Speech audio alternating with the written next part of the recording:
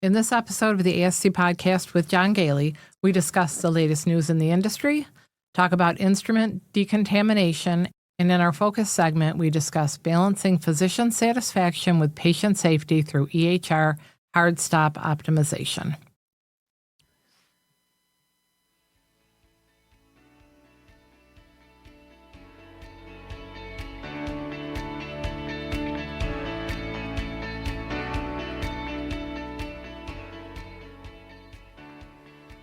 This episode of the ASC Podcast with John Goehle is sponsored by Surgical Information Systems, SIS. SIS's mission is to deliver solutions and services that help surgery providers, regardless of care setting, improve their organization so they can deliver the highest level of care to their patients. For more information, go to sisfirst.com.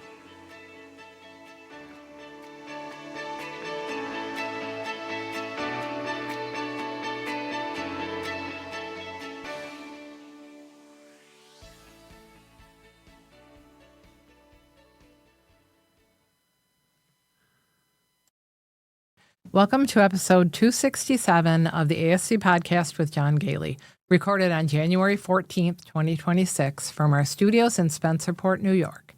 I'm Sue Cronkite, your co-host and operations manager at Ambulatory Healthcare Strategies. As a reminder, the regulatory landscape for ASCs is constantly changing. The content in this episode reflects the most current information available at the time of recording. We encourage all ASCs to remain vigilant and to keep up with any updates or any new guidelines released by relevant regulatory authorities. Joining me today is John Goehle, owner of Ambulatory Healthcare Strategies and one of the leading experts in the ambulatory surgery field. With over 3 decades of experience, John has authored more than 10 books on the ASC industry, and he is a highly regarded speaker on topics related to regulation, accreditation, and financial management. So I've noticed it's getting crowded in the studio here because every time we come down to record, we keep adding dogs. We keep adding dogs, so they are, luckily they don't make much noise, and they're pretty lazy, so. And it's still just Rosie and Daisy, just Daisy's getting bigger. Yeah, that's right. Taking up more space. So I talked to Dr. Andrew Herlick. He was recommended to us by Doug Beckers, a pharmacy consultant, that he might be good to have on the podcast. So I sent him an email. He had called me back, and he was so interesting to talk to. So we're going to be lucky enough to have him on the podcast. He's agreed to come on.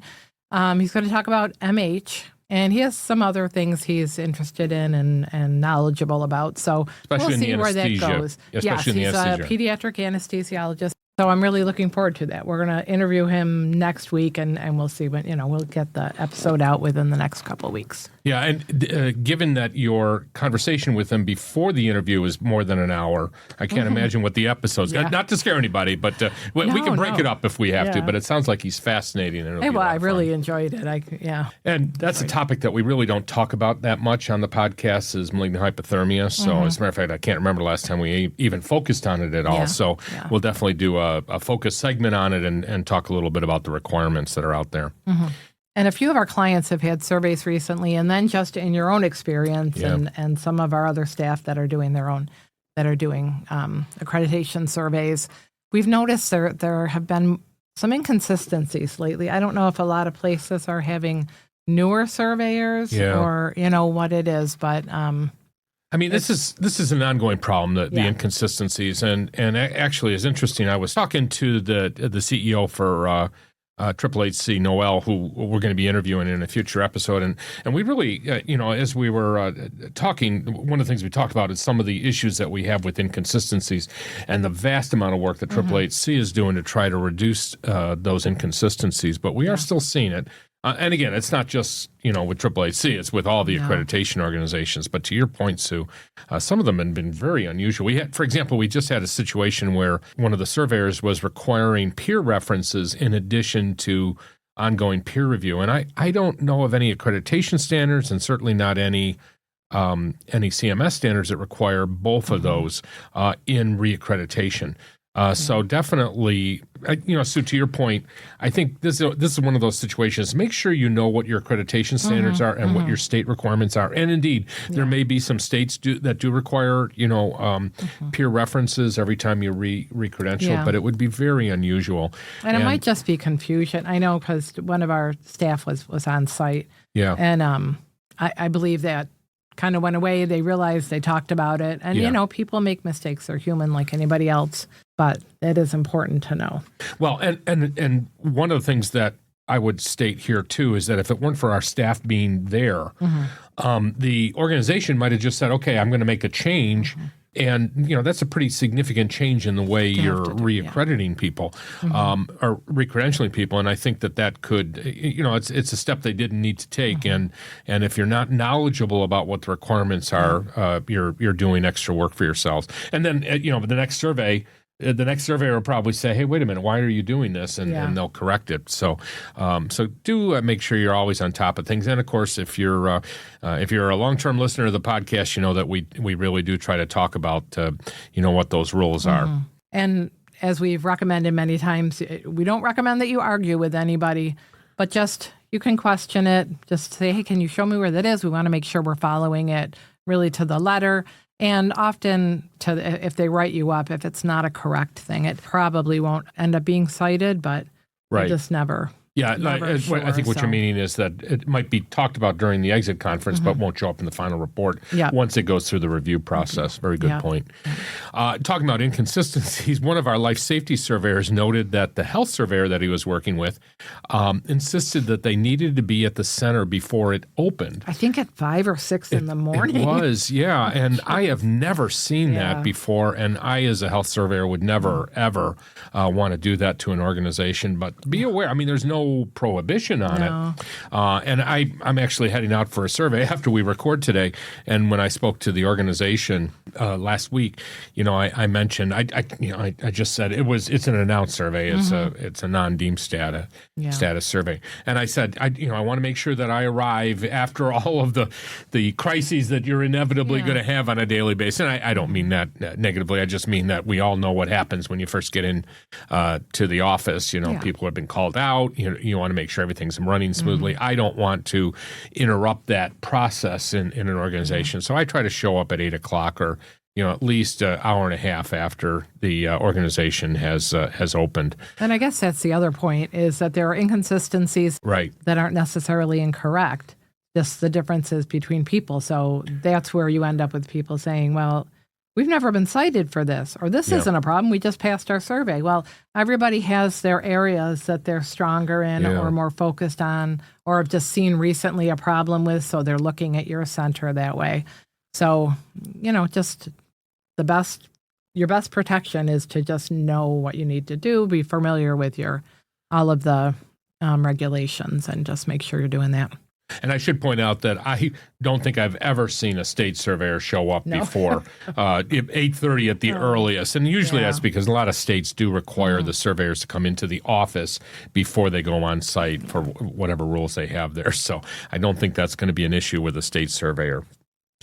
So, Sue, let's update our audience on some recent news. So the first thing I wanted to talk about is VMG conducted a survey of their ASC contacts this past September. There were 97 responses, and of the respondents, they were all in leadership positions. So here are some of the top takeaways from those responses. 67% of them cited anesthesia coverage to be in their top 3 financial challenges for 2026. I don't think that's surprising to anybody. And expectations to pay anesthesia stipends jumped from 28% in 24 to 44% in 2025. That's a huge one-year increase, and not out of line with what I've been seeing just with our own clients and discussions with some of our listeners. Yeah. And anticipated anesthesia models in 2026 are so only 9% were through an employment agreement, 44% were independent contractors with a stipend, and independent contractor without a stipend were 36%. So overwhelmingly independent contractors, and quite a few having to pay stipends, which I think we see a lot too. Yeah. And the biggest financial challenges expected to be anesthesia, as we mentioned, and the next were supply and drug costs and supply chain challenges, 64%, and labor shortage and contract labor were 45%. Payer contract negotiations were 36%. So a lot of financial challenges. Coming up now, the top 3 surgical specialties that respondents would consider expanding to in 2026 are spine, total joint, and cardiology, which were 39%, 37%, and 30% respectively. And the last thing, AI usage increased 20% from last year. So it's now up to 32% of respondents using AI. Not surprising, given what's going on. But going from the increase in knowledge about it. And I do want to remind our listeners, we are working on a series that will be throughout the 2026. I think our first one will be probably sometime late February, early March, where we're going to go into AI and talk about it right from the very basic concepts all the way up to advanced concepts. So that'll kick off sometime at the end of February, beginning of March. Yeah, because it is important how you use it. You've got to and getting yourself educated on it. We can't stick our head in a hole and assume it's going to go away because it's here to stay. So, and we saw in Beckers an article about red flags in hospital ASC joint ventures. And as you can imagine, joint ventures, as we talked about in our last episode, consolidation in the industry as well as purchasing of surgery centers has become an increasing issue. It has been for quite a long time. So Beckers discussed some of those red flags, and we'll provide a link to this article. So, and this is from a November 20th article. They had some advice for ASC leaders who may be considering a joint venture with the hospital. And they mentioned specifically 3 red flags to keep in mind. First of all, misaligned goals. It's important to be sure that you're on the same page right from the very beginning. And Lacey Dyer, Vice President of Clinical Operations for Surgical Investors and Advisors, notes that she has seen a lot of possible benefits with joint ventures, but watch out for completely hospital-owned ASC, which could have a different model than you're looking for. And I've seen that too, that often when the hospital takes over, they think that running the surgery center, using the hospital model, using that same management model that they're using in their outpatient department in the hospital, outpatient surgery department, in a freestanding ASC would work. And I've never seen that work efficiently. And I think a lot of that just comes from the attitude of a hospital that, hey, we're very efficient operations. And, by consolidating operating rooms between the freestanding unit and the hospital unit is going to be is probably misaligned. Well, it's what they know, but it may not, but it's not what's going to work for you probably. And we had a great quote from our friend Jeffrey Flynn talking about the loss of autonomy. Jeffrey, of course, is the administrator and chief operating officer for Gramercy Surgery Center in New York City. He emphasized keeping autonomy and alignment of goals at the top of your mind when looking at opportunities. And he stressed that keeping majority ownership is important if you want to keep your autonomy and ensure a voice in running the center. He noted that he has seen very successful joint ventures in the New York metro area, many of whom have between a 10 and 20% ownership. And lastly, there was a note that poor communication, which is not a big surprise given the complexities of a hospital. So the ASC review, the article mentioned a lack of transparency and stalling tactics have posted obstacles to some joint ventures. And Aziza Dorsey, who is the chief operating officer for a Los Angeles-based advanced pain medical group, said, in my experience, a red flag is lack of communication. And she said that sometimes there's stalling techniques that will happen, and it becomes very frustrating to figure out how they want to move forward. It really depends on what your goal is. None of her 5 ASCs has anyone with 51% ownership that are not owners. And a conversation that she had not long ago was about what you want to see happen in retirement and what might be something that would allow you to decide that you want to give up that 51% in that moment. Maybe that lack of communication isn't as much of an issue, but in her experience, it has been very challenging to move needles with uncommunicative partners or people who may not be honest or genuine about why they want to be a partner. I thought this was a great article, and again, our friends at Beckers always have a great insight into these things, so we'll provide a link to this article, and please read the whole thing because I think there's a lot more information that might be useful, especially if you're looking into a joint venture. And I'll just add to this. we work with a lot of joint ventures also that ongoing, and I think that poor communication, all of those are great points, but that poor communication is one of the biggest downfalls I find, because hospitals communicate very differently than physicians in a surgeon joint venture. So I want to talk about some discussions I've had with other surveyors who, we of course talk among ourselves, and we're always comparing notes. And I just observed that there's been a significant increase in issues with proper cleaning or decontamination of instruments after they have come out of the operating rooms or the procedure room and before they're sterilized. And I'm shocked that this is an issue. I was very surprised when I was talking to other surveyors, but I've had this situation during surveys that I've performed where we've had to call an immediate jeopardy or even an infection control breach notification because of poor practices in the sterilization area. So more specifically, we've been observing that ASCs are not always properly cleaning instruments that are coming fresh out of the operating room. Proper cleaning of instruments as per the instructions for use for that instrument is a non-negotiable issue for surveyors, and it's a safety issue. First of all, let's remind ourselves why proper cleaning is the foundation of everything we do in instrument processing. When instruments come out of the OR or procedure room, they're contaminated with blood, tissue, and other bioburden. If we don't clean them thoroughly and correctly right away, that residue can harden, which makes it nearly impossible to remove it later.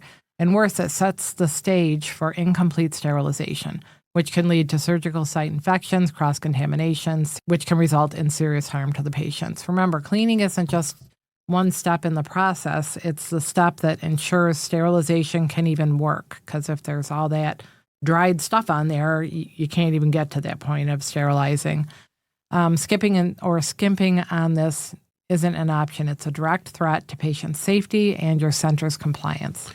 So that brings us to staff training. Your team is on the front lines here, so they need to be well equipped to properly clean the instruments. Mm-hmm. And this situation is sometimes exacerbated by the lack of knowledge of ASC leadership on sterilization processes.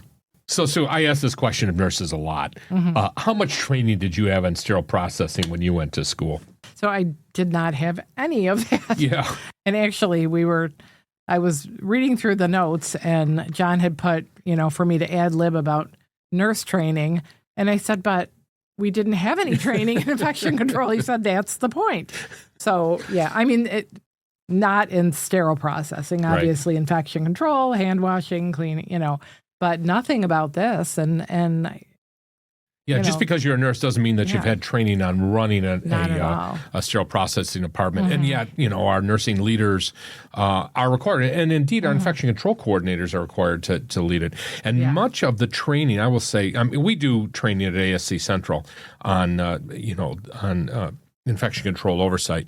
Yes. But a lot of the training out there does not discuss that even in a very basic level. So I guess I'm not terribly surprised that this is an issue. Mm-hmm. And not every department, of course, not every sterile processing department has somebody in the department who is certified.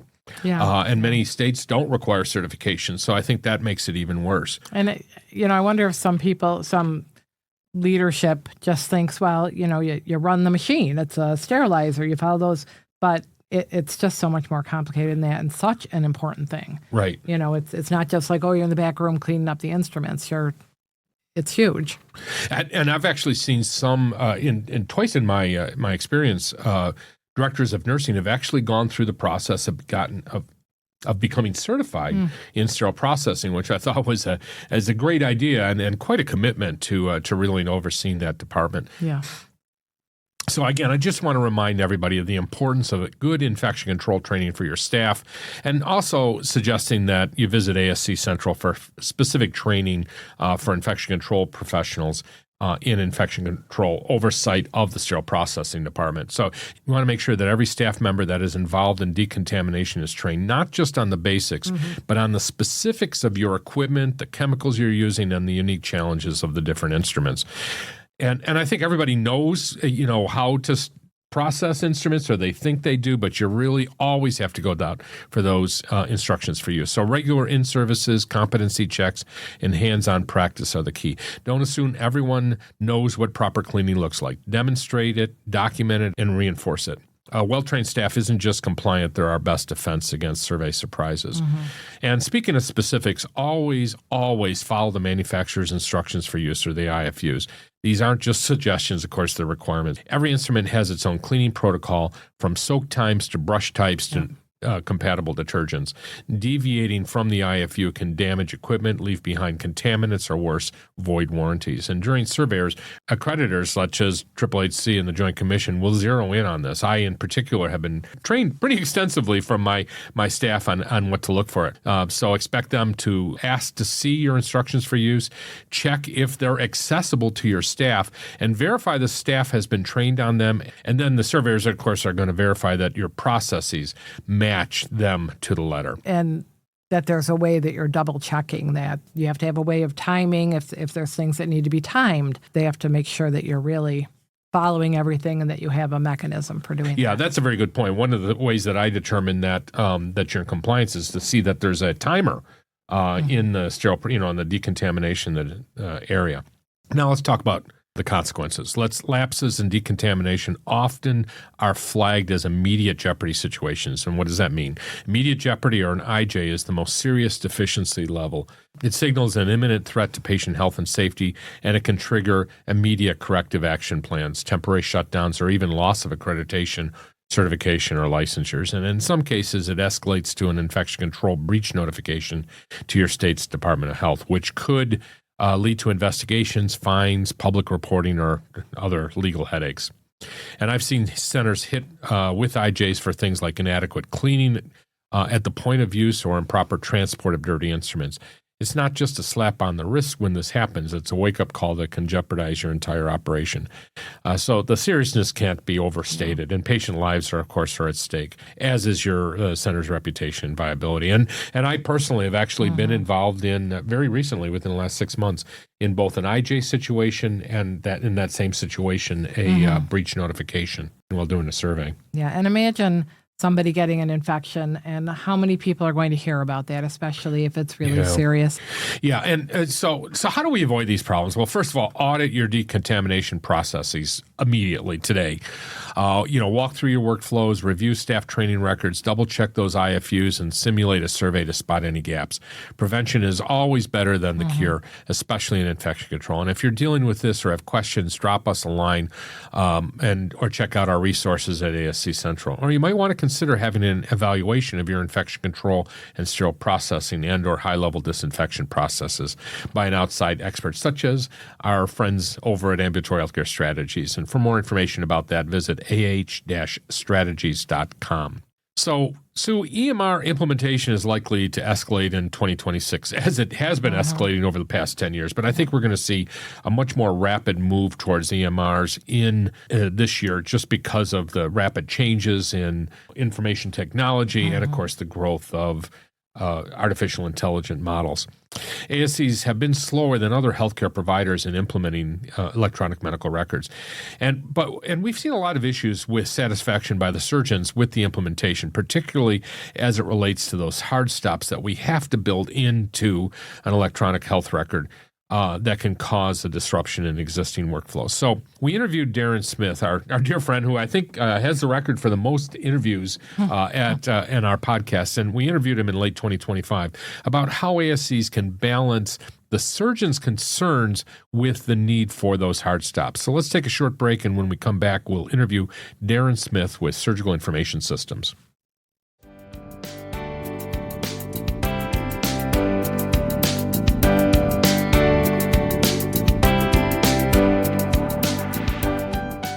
Surgical Information Systems is a proud sponsor of the ASC Podcast with John Goehle. Our award-winning software platform, SYS Complete, is the choice of over 1,000 ASCs. Why do so many surgery centers operate smart with SYS solutions and services? Because modern cloud-based software with modules for inventory, scheduling, revenue cycle management, clinical documentation, patient communications, and analytics, all on one platform, streamlines workflows and delivers data, including detailed case costing, that helps centers run smoothly and stay focused on what matters most: patient care. Efficient, comprehensive, easy to use. That's smart. And it's all backed by an industry leader who has focused on surgical software for over 28 years. To learn how Surgical Information Systems ASC software or revenue cycle services team can help, call us at 800-866-0656 or visit us online at sisfirst.com.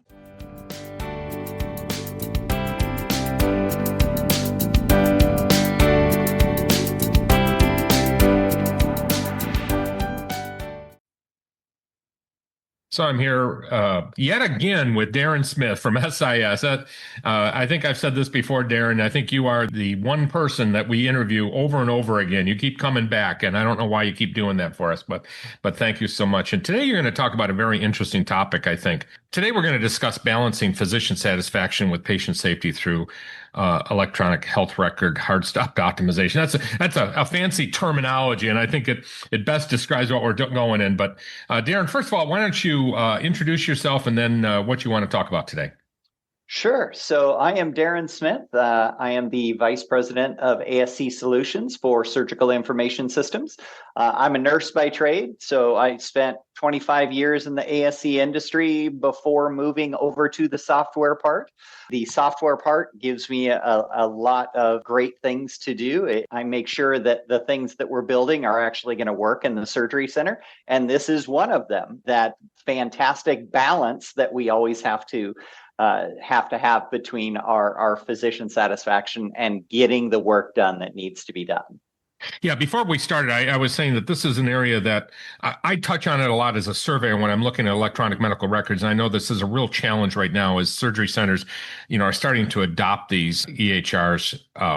And what we're finding is that often, people accept defaults without necessarily understanding, what that means for the electronic medical record. And of course, a lot of times they're doing this because the doctors are complaining, oh, this is too much work, or there's too many buttons that I have to push, or too many things I need to do.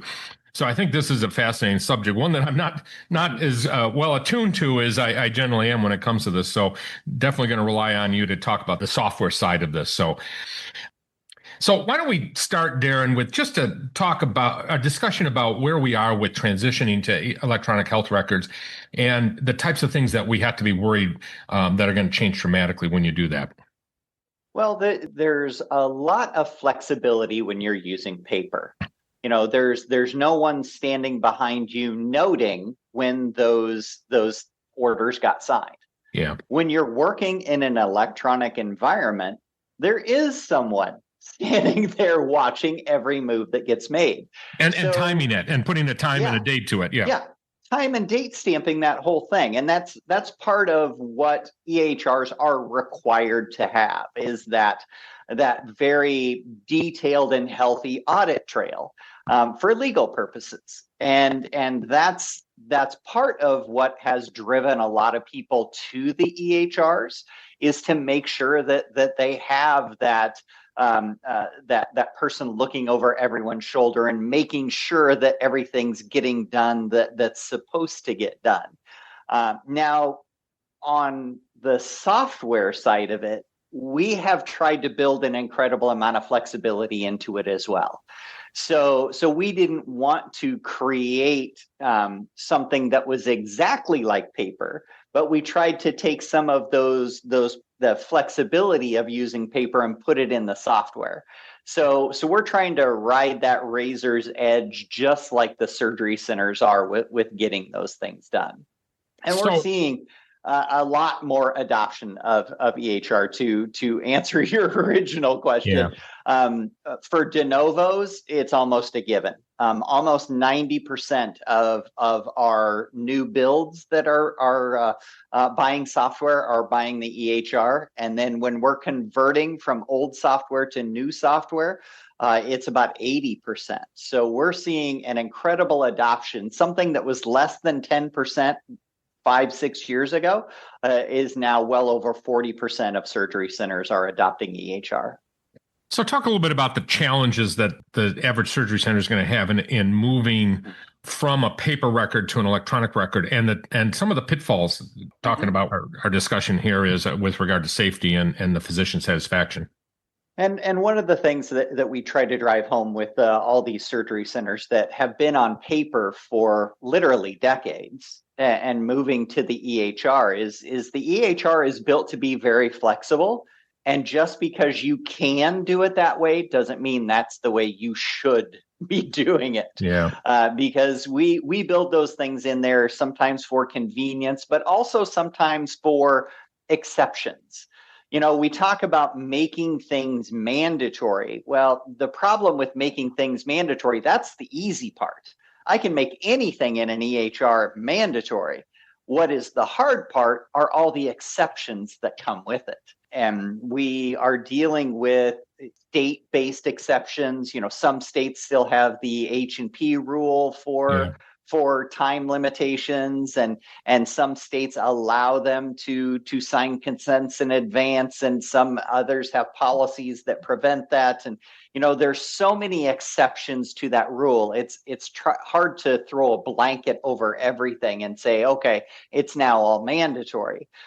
Mandatory comes with so many different exceptions that the building of the exceptions rule is the part that really hinders the software side. Making it mandatory is the easy part. Making the rules engine that runs all the exceptions is the really difficult part. And that's, it comes with its own set of challenges as far as how you can structure that rules engine to cover all the exceptions. So the beautiful part of it is we now have a lot more documentation and a lot more opportunity for us to get it right the first time. So throws that caveat in there that just because you can doesn't mean you should. You bring up an interesting point, though, is that, what you've described is a complex process. And I'm not sure everybody knows how difficult it is to transition from paper to electronic medical record and who should be involved in that process. Why don't you talk a little bit about the timing and how long does it take to develop a good EHR? Who should be involved in it, and what type of interaction there should be with the software company? To your point, you shouldn't be just accepting the defaults there.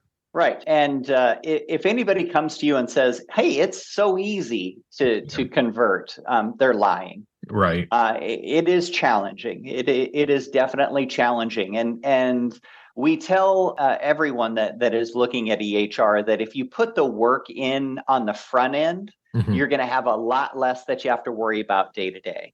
So we encourage them to put as much work in on the front end. What that work consists of is it's got to be a multidisciplinary team that puts this thing together. You need to have that physician champion. You need to have that anesthesia champion. You need to have that nursing and business office champion that's going to be, we use super user as a term. Basically, a super user is someone who receives some extra training. And the super user is the one that can add new users when you get new employees. They can change forms and they can change order sets and formularies and things like that. So getting those champions and super users in those different multidisciplinary areas is usually what we recommend. And that will ensure that everyone's voice is heard. I think you brought up a very important point, and let's just reemphasize that. You cannot do this implementation without getting the physicians involved, and anesthesia team, the nurses involved. I have literally seen, IT departments, put these programs together and send them out there with very little input from everybody else. Yeah, we didn't develop this software in a vacuum. We involved physicians, anesthesia, and myself as a nurse. We made sure we had a multidisciplinary team to create the software. We asked the surgery centers to do the same thing. You need that multidisciplinary team to put that whole thing together. And the timing is unique as well. There is no good time to do it. Yeah. Everybody thinks, we should do this at January 1st. Yeah, that would be ideal for reporting purposes. But I'll tell you what, you want to be doing your build in December? I don't think you do. Yeah. The typical surgery center can get up and running in about 10 to 12 weeks is usually what we see on average. Our record is 23 days. So if anybody wants to take a run at that record, they're certainly welcome to. But the typical surgery center is 10 to 12 weeks. And a lot of it will depend on the complexity of the cases that you're doing and the number of surgeons that you have. Because the biggest parts of that build process is building all those discharge instructions, standing order sets, the preference cards and inventory part that goes into that as well. So of course, the more physicians you have, the more complex cases you're doing, it may stretch past that 12-week mark. If you're a single specialty eye that has 4 surgeons, you can probably be closer to that 6 to 8 week mark. So looking at it that way, that gives you the amount of time to have that progressive build. And it has to be a progressive build. So there are certain things you have to build. For example, I have to build my formulary first before I can build orders, because the medications have to be in the system before I can put them in an order. So that progressive build is a necessary evil. Yeah, and let me talk from a quality improvement standpoint, is that all of this stuff has to be going through your quality improvement committee, medical executive committee, all the way up to the board, so that they're fully on board with all of those, any of those changes that might actually impact those areas. So Darren, I think one of those areas that I see the most problems with, though I hesitate to say the most, because I mean, there are a lot of areas that, that pop up after you've implemented the system, is the physician orders, right from, the standing orders, pre-op orders, discharge orders, post-op orders, et cetera. Do you want to talk a little bit about the challenges that many organizations have in transitioning at EHR when it comes to the orders? Mm-hmm.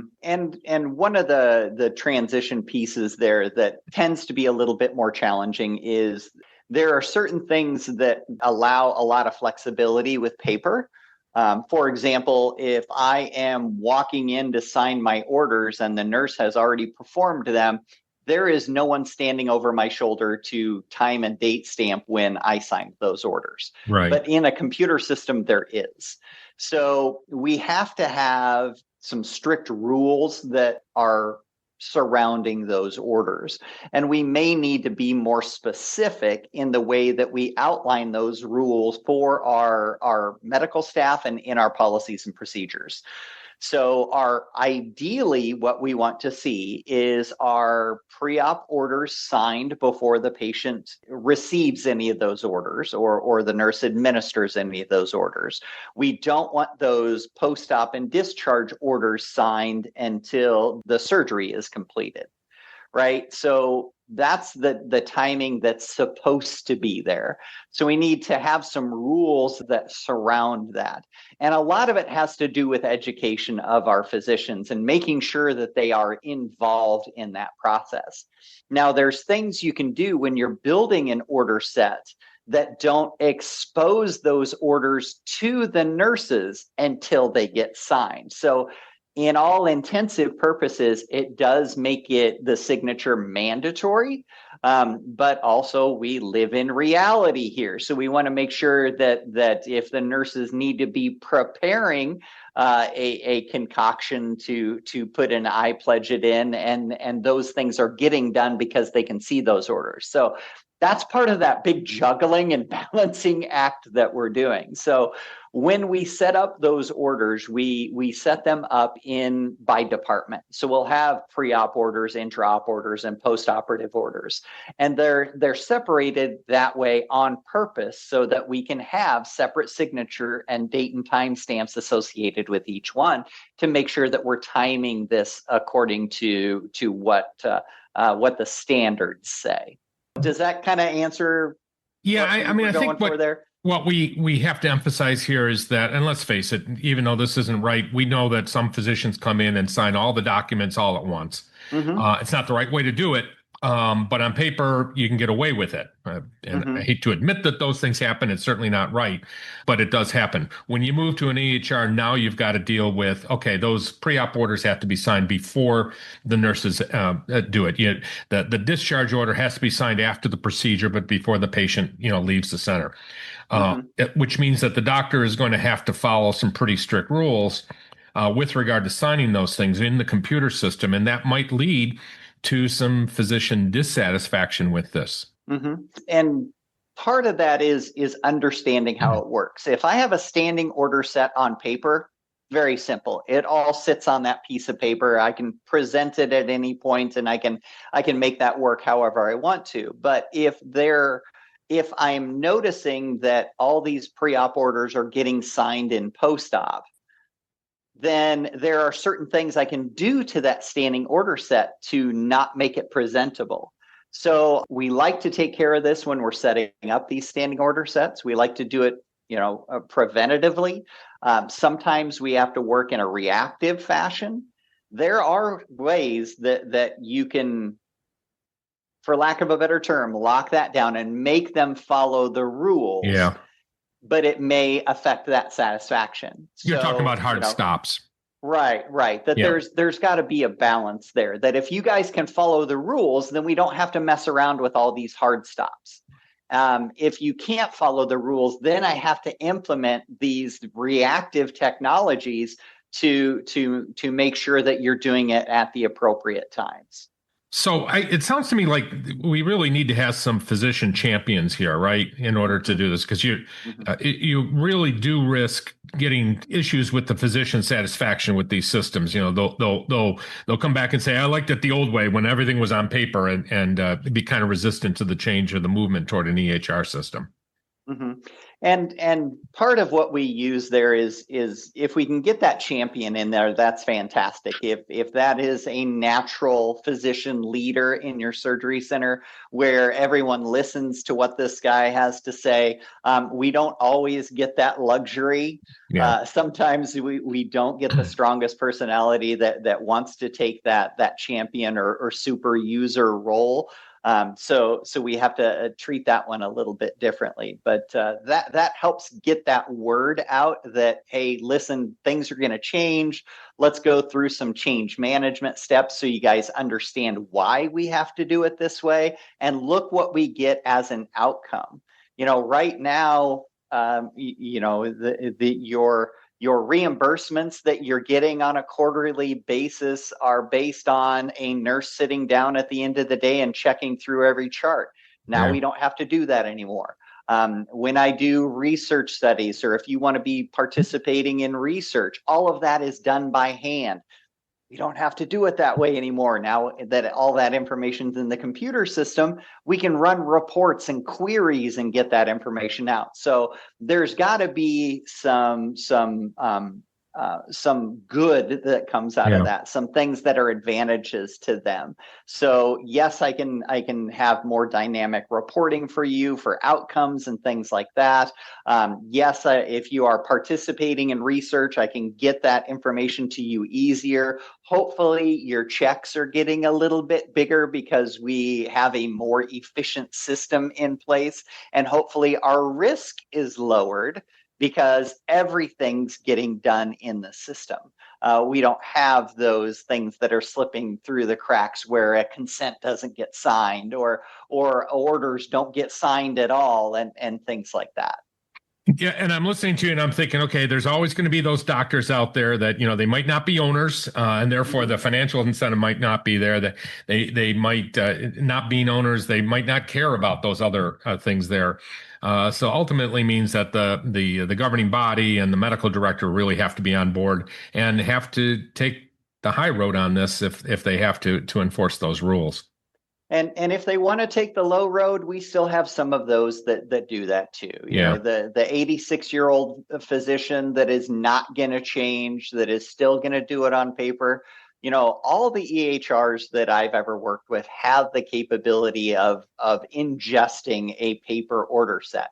You just lose some of that safety mechanism and inventory mechanism and things like that when you're accepting a paper order. You lose that drug to drug and drug to allergy interaction checking. You lose the ability to take those things out of the inventory and have that inventory control and all those little pieces and parts for the reasons you're using an EHR.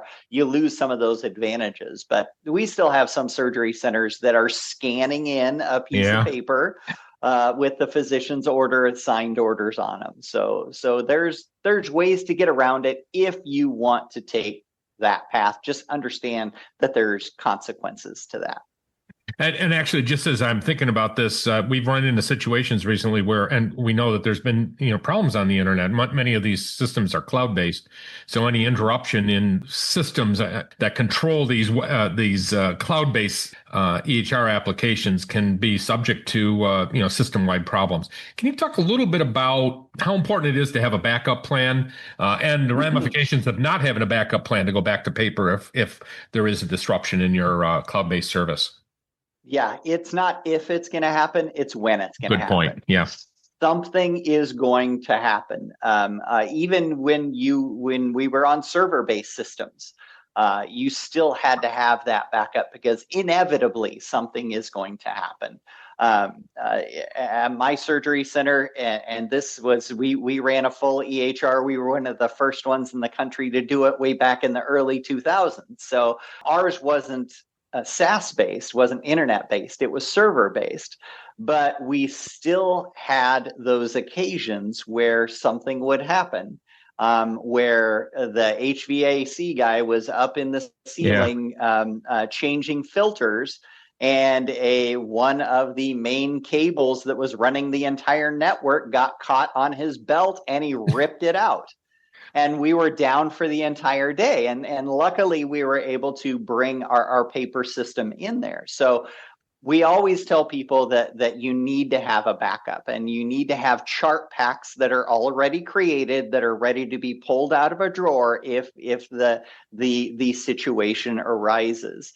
We also recommend that you do that once a year, that you actually run a drill to have we call it a wet signature test.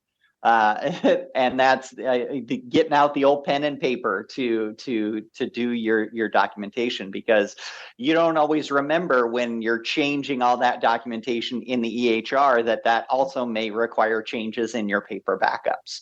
So have a backup available with chart packs that are already created, so you can just pull them out and use them. Try to drill that at least once a year so you can understand where those things are and how they're going to work if the need arises. And of course, let's emphasize the ramifications of not doing that drill, not having those packets immediately available, not having employees that are ready to instantly convert to a paper means that you could actually lose an entire day of surgery, or as long as that system is down. And that could be a significant financial impact on your organization. Yeah, nobody wants to see charting on paper towels. Right. Yeah. Let's talk a little bit about, you kind of talked about as we finish though, let's talk about the regulatory impact. In other words, the types of dangers you have during a survey or from a regulatory standpoint, or even in court, if you're not documenting this properly, because there are some significant risks of not having your system really vetted and not developing a good quality improvement program that makes changes as issues are identified. Mm-hmm. And we recommend that on a regular basis as well, is make sure that you're doing your own mock survey, or make sure that you have someone coming in to do a mock survey. I always recommended the third party, because if you're laying eyes on it every day, there's things that you're going to miss. So have that third party come in and do a quick mock survey. We always recommend trying to do a mock survey within 6 months of your new EHR. So have someone come in and just make sure that you're covering the things that you were supposed to cover, and the processes that you had on paper are present in that electronic format. So having, making sure that those standards are being met. And when you're going through the pharmacy section and when you're going through the orders section and anesthesia section, that the standards that are outlined by AAHC or Quad A or CMS are being documented in the EHR. Yeah, and I guess that I would also add on to that, you might want to have a lawyer look at, the medical record at some point, especially if you've had a history of lawsuits. Many of the specialties, of course, or some specialties have a higher risk of a lawsuit anyway. So in addition to perhaps having somebody like myself, come in to do a mock survey to look at the medical record, you might even want to have a legal review at some point. I'm not saying that has to be done regularly or anything like that, but to your point, good 6 months afterwards, it's not a bad idea to have somebody look at it and make sure that it's going to be a medical record that'll stand up not only from a regulatory standpoint but also in court. Mm-hmm. And know your system. Yeah, I can't stress that enough. Educate yourself about your system, because if a change needs to be made, you don't want to wait around for someone to help you make that change. You want to be able to make that change right away. Know where that audit trail is, know how to run that audit trail, know how to get in there and manipulate order sets. So I can mask those from nursing, or I can require the physician to check a box in order for these to show up for someone. Know your system. That's going to be the safest you'll ever be, is if you know your system and know what its capabilities are and how to manipulate it. And don't surprise your users with a sudden change to a hard stop, because that could be quite embarrassing during a procedure. You don't want to be surprised while you're in the middle of a procedure. Exactly. Darren, as always, it's great talking to you. I really appreciate your time on this matter. Fantastic. Anytime.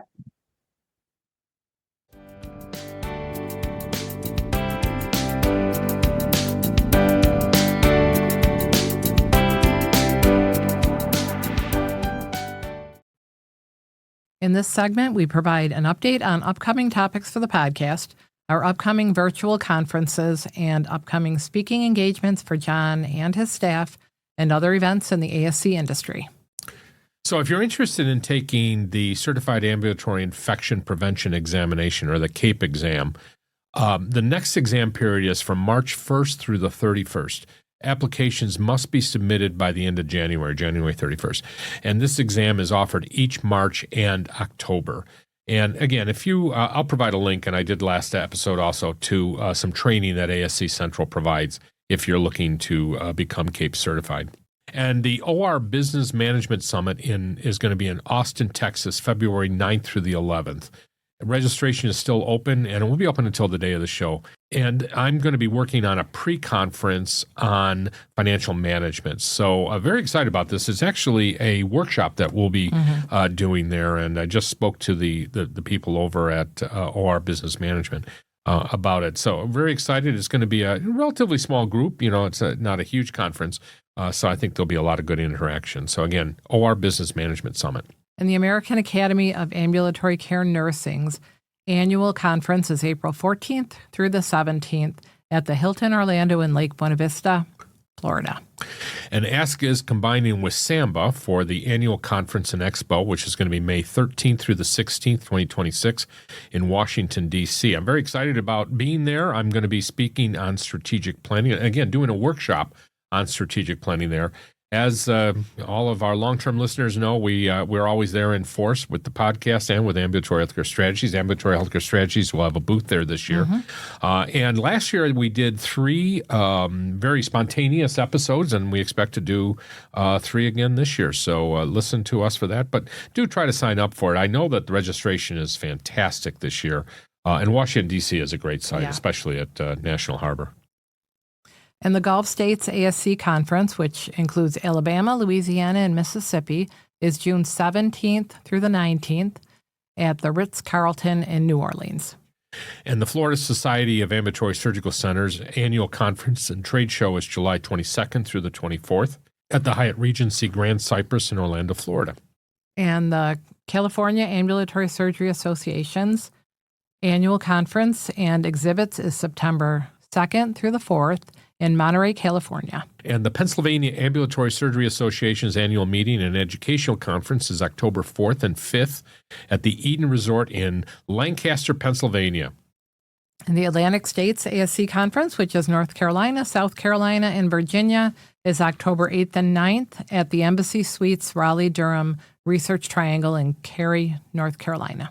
And the New York State Association of Ambulatory Surgery Centers annual conference is November 17th through the 18th, with the pre-conference on November 16th. And this is going to be at the Desmond in Albany, New York. And then keep an eye on ASC-Central.com as we announce the various conferences that we'll be doing in 2026. We're still working on finalizing those.